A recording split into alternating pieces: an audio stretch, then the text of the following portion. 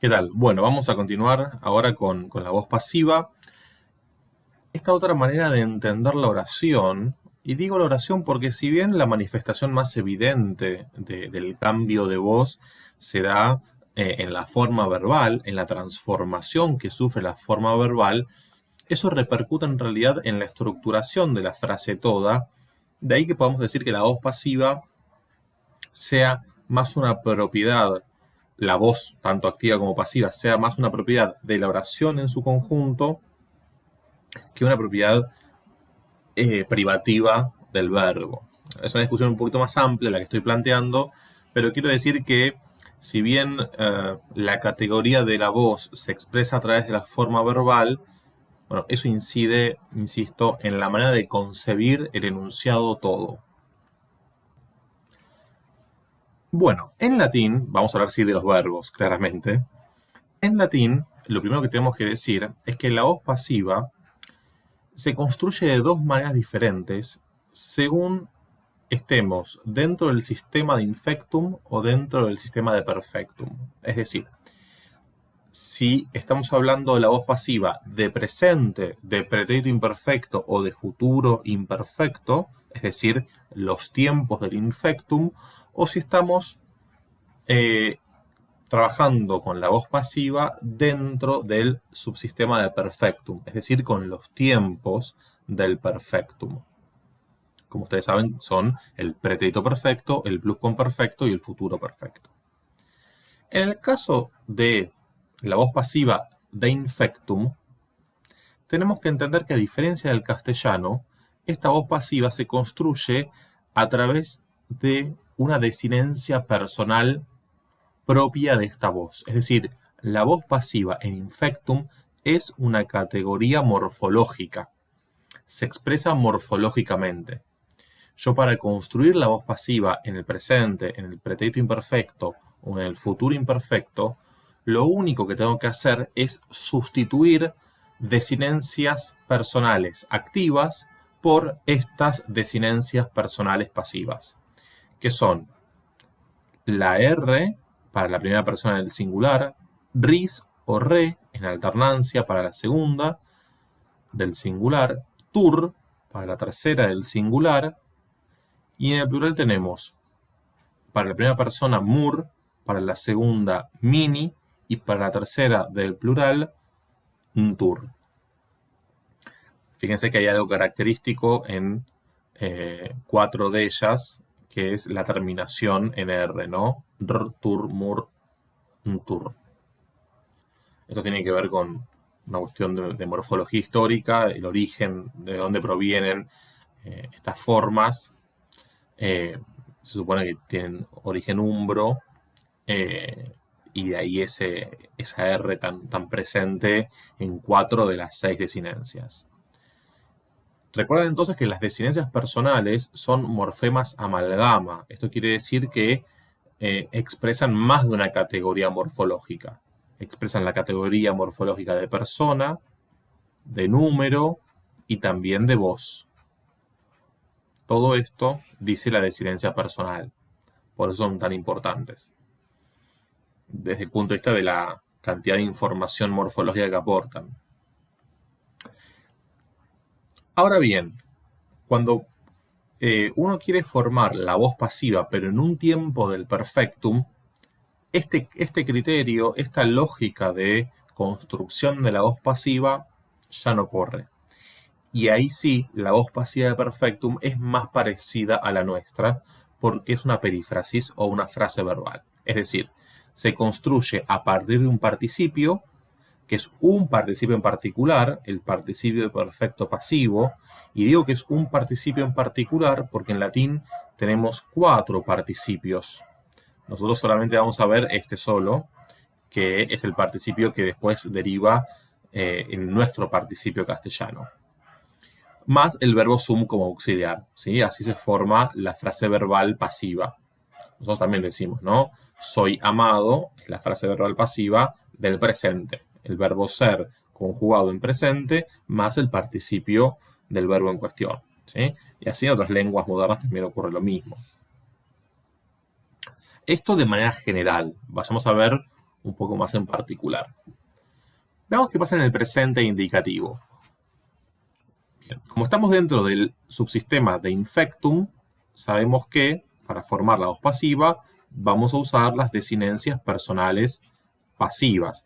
Es decir, las mismas fórmulas que ustedes conocen para formar cada uno de los tiempos verbales del infectum es la que vamos a aplicar acá. En el caso del presente indicativo, sobre la base de la raíz se va a agregar, según la conjugación, la vocal temática o la vocal de unión, y luego desinencias personales, pero ahora pasivas.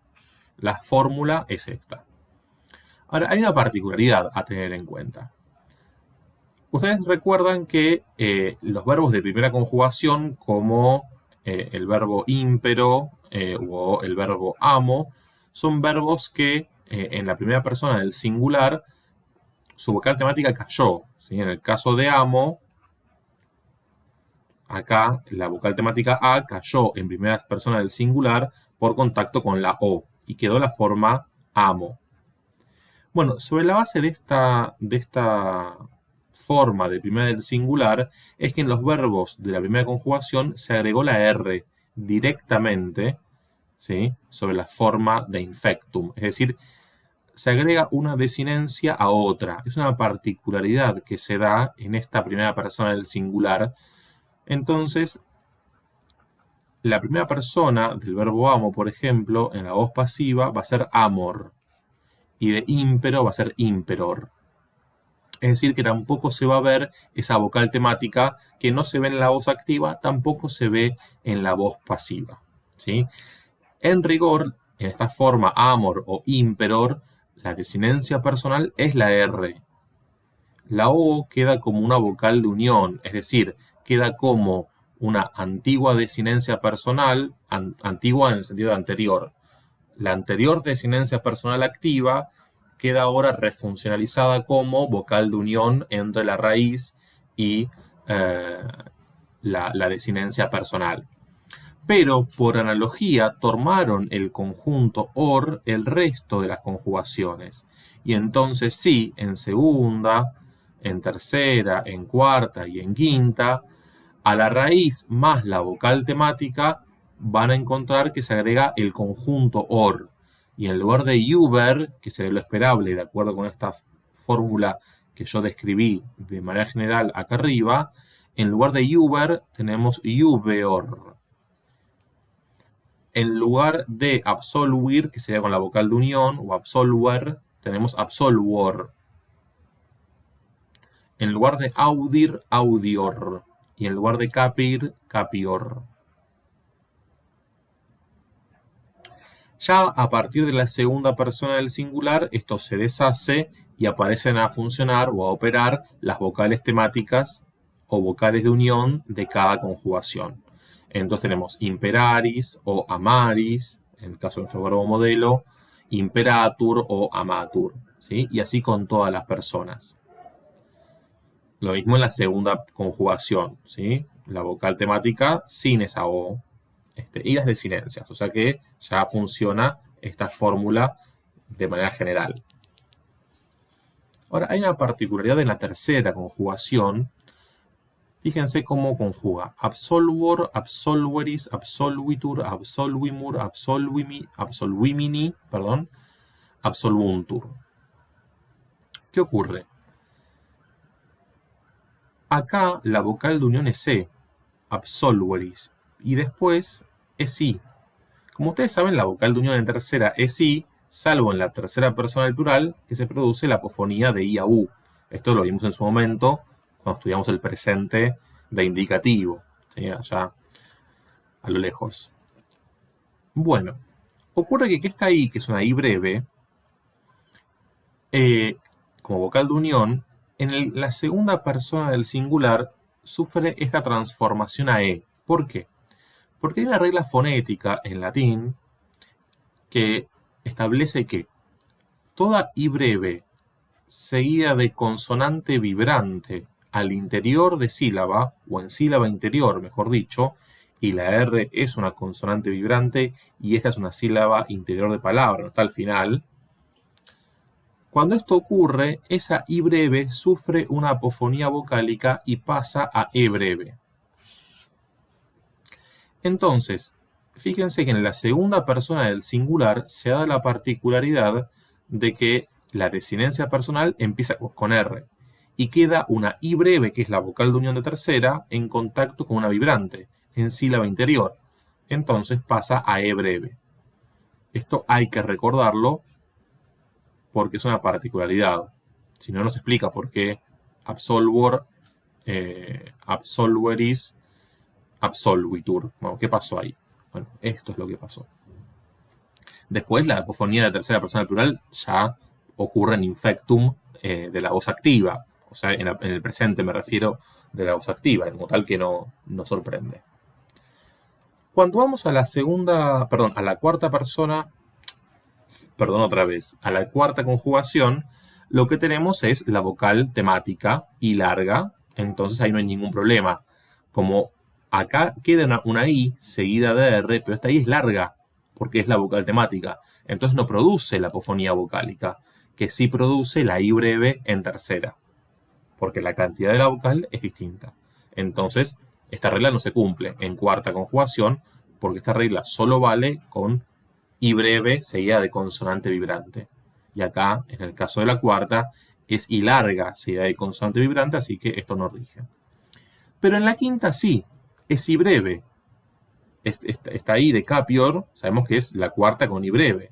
Entonces, nuevamente tenemos la forma caperis. Después sí, capitur, capimur, capimini y capiuntur, ¿no? Recuerden que tanto audio como capio, ¿sí? A la I, vocal temática de la cuarta, se le agrega la U por analogía de la tercera, queda audiuntur y esto mismo en conjunto es lo que copia la quinta conjugación.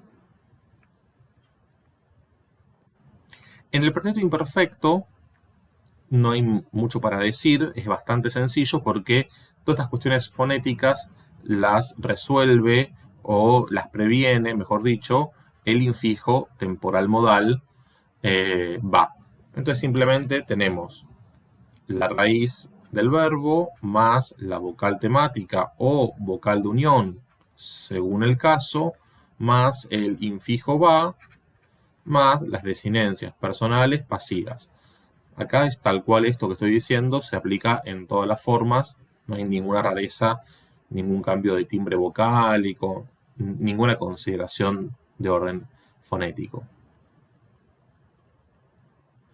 Y en el futuro imperfecto, lo que sí ocurre es esta misma ley que habíamos antes de la I breve seguida de una consonante vibrante, es decir, de una R, que pasa a E breve. Esta misma ley fonética se da en el caso de la primera y la segunda conjugación, que como ustedes saben, forman el futuro con el formante bi, que es breve. Esta I del formante bi es breve. Entonces, nuevamente, en contacto con la R, que se da con las desinencias ris y re para la segunda persona del singular, tenemos imperaveris o imperavere en lugar de imperaviris. La I pasa a E. Y lo mismo se da en la segunda conjugación, porque son las dos conjugaciones que utilizan este formante. Tercera, cuarta y quinta, como ustedes saben, utilizan el formante A para primera persona y el formante E para el resto de las personas, ¿sí? Y ese formante E es largo, así que tampoco hay ningún problema en cuanto a ello. Nada más para aclarar respecto del futuro imperfecto, sigue la regla de formación que ustedes conocen con esta nota al pie en la segunda persona del singular del futuro imperfecto, solamente de primera y segunda conjugación.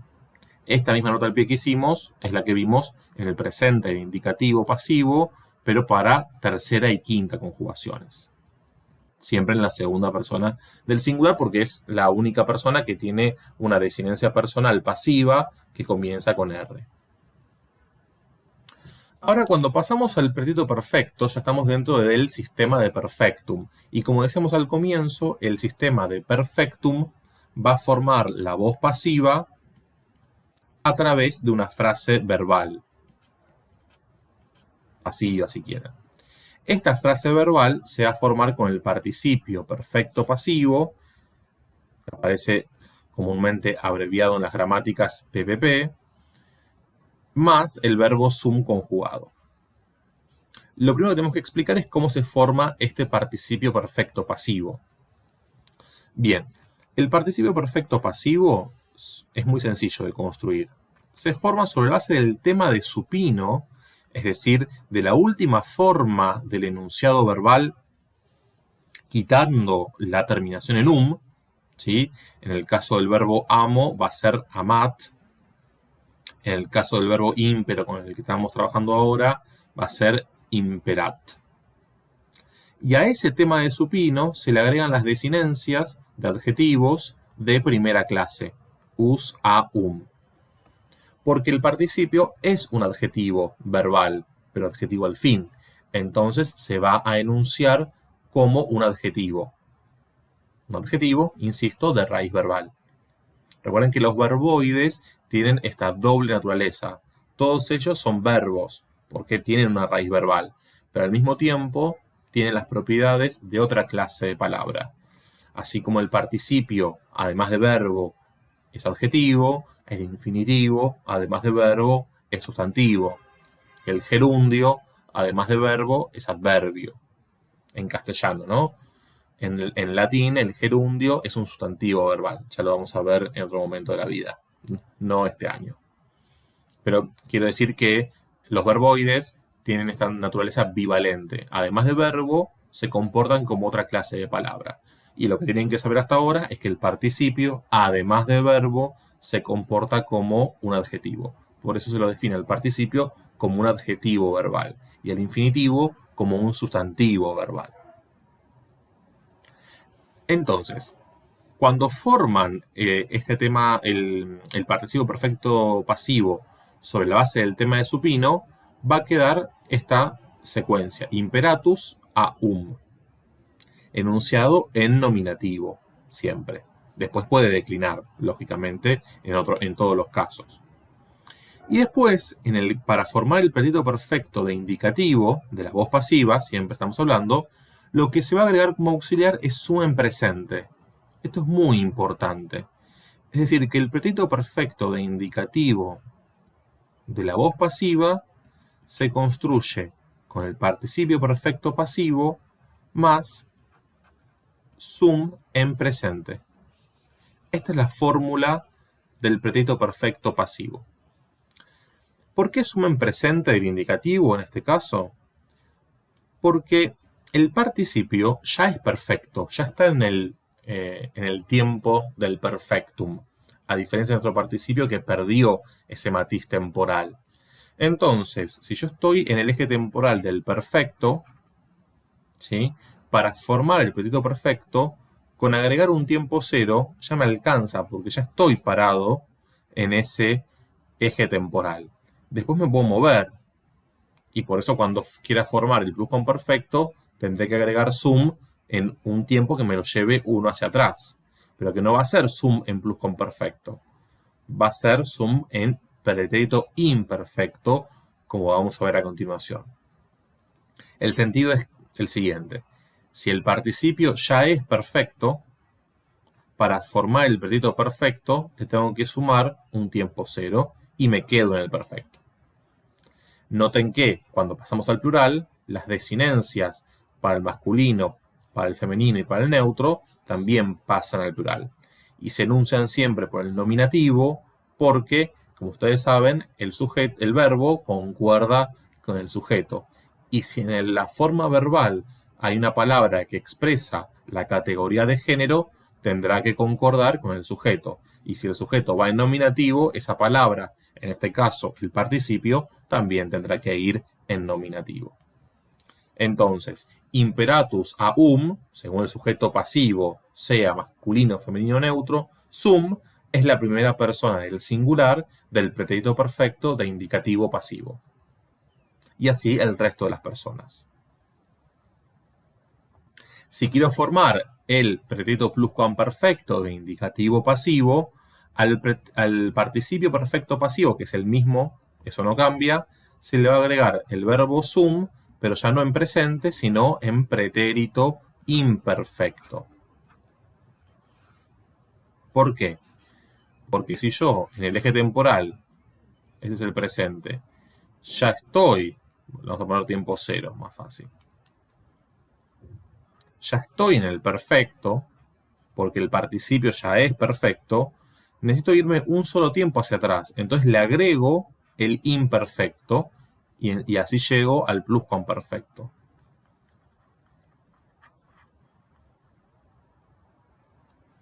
Entonces, imperatus eram, es decir, el imperfecto de sum, es la forma que corresponde a la primera persona del singular del pretérito pluscuamperfecto de indicativo pasivo. Y después el resto de las personas. Y por último, la misma lógica aplica para formar el futuro perfecto. Sobre la base del participio perfecto pasivo, agregamos sum, pero ahora en futuro imperfecto. Entonces, imperatus ero es la primera persona del singular del futuro perfecto de indicativo pasivo. Vamos a repasar ahora cómo traducimos todo esto. Bien, el verbo ímpero puede significar ordenar, gobernar, ¿sí? Tener el poder en ese sentido, ¿no? Vamos a decir gobernar. Imperor en presente, soy gobernado. Primera persona del singular, traduzco soy gobernado en presente. ¿Sí? En castellano, la voz pasiva es siempre perifrástica, es siempre una forma verbal, una frase verbal, quiero decir. Entonces, siempre se va a traducir la voz pasiva al castellano, siempre se va a traducir con el verbo sum más un participio. Eso va a ser en todos los tiempos, tanto del infectum como del perfectum. ¿Sí? En el caso del pretérito imperfecto, si yo tomo, no sé, audievar, ¿sí? Escuchar. Yo era escuchado o escuchada, ¿sí? Conjugo el verbo sum, el verbo ser, lo paso al imperfecto en castellano y después le sumo el participio. Digamos que la frase verbal en castellano, el peso del tiempo recae por completo en el auxiliar, ¿sí? Mientras que en latín, no. Y el futuro imperfecto de indicativo pasivo, si yo tomo el verbo capio, atrapar, pongamos el significado, sería tomar, atrapar, agarrar, elegimos atrapar, yo seré atrapado, futuro imperfecto de indicativo pasivo. Si tomamos el pretérito perfecto, acá tenemos dos posibilidades. Dos posibilidades vinculadas con los dos pretéritos perfectos que tenemos en castellano, el simple y el compuesto. Teniendo en cuenta eso, ustedes pueden traducir yo fui o yo he sido gobernado o gobernada, ¿sí? Si tomamos este mismo sentido del verbo ímpero de gobernar. Puede ser mandar también, ordenar. Son todos sentidos que también tiene este verbo. Y en el pluscuamperfecto yo había sido gobernado. Insisto, siempre que traducimos al castellano, sea en el infectum o sea en el perfectum, al castellano nos va a dar como resultado una frase verbal pasiva. Porque esto que tiene en latín para el infectum, ¿sí? De la deficiencia personal, en castellano no lo tenemos.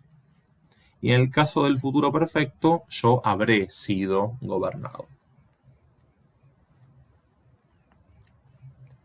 Veamos ahora un ejemplo de una oración a ver qué pasa con la sintaxis de la voz pasiva. Lo primero que tenemos que decir es que si en la voz activa, los tres elementos que tiene que haber para que se admita la reformulación pasiva son el sujeto, el objeto y el verbo. Pongamos el orden en latín. El objeto va a pasar a posición de sujeto. Es decir, lo que en voz activa va en caso acusativo, en voz pasiva pasa al caso nominativo.